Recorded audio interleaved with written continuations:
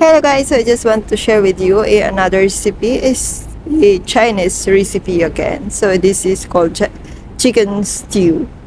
So first, i-marinate nyo yung chicken nyo sa pepper, soya sauce, and sugar. And then corn flour at saka sesame oil. So, yun lang guys. So, yung ingredients dito guys is garlic, ginger, and capsicum. Ito yung jelly na sinasabi ko. Pero hindi ko alam kung anong klaseng jelly yan siya guys. So, igisa nyo muna yung inyong garlic. So, dito kasi non-stick yung gamit ko guys. Ito yung maganda sa non-stick kasi less oil. So, halos hindi ako gumamit ng oil guys. Kasi yung garlic ko dito guys ay pin-preserve yun siya. So, nilagyan ko siya ng oil. So, hindi na kailangan ng oil sa pan. So, ayun. Parang pan fry ko muna dito yung chicken. After you do that, na makita niyo yung nag-change color lang siya. And then, may brown color na.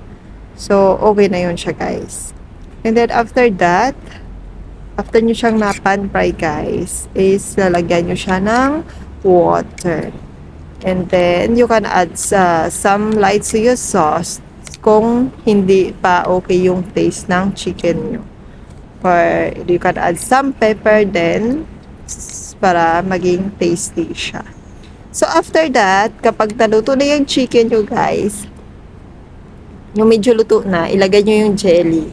So after kasi hindi nyo muna ilagay yung bell pepper nyo kasi yung bell pepper is mabilis siyang maluto. So pagkalagay nyo na ng jelly dyan, i-cover nyo naman niya ulit dyan.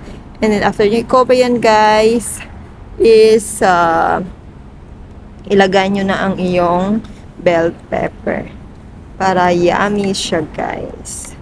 So ayun, at igisa-gisa nyo siya unti hanggang sa maluto yung inyong bell pepper. So yan lang guys yung ating chicken stew. Napaka easy siyang gawin. So thank you for watching guys. Please don't forget to like, comment, and share if nagustuhan nyo itong video. God bless you and take care always.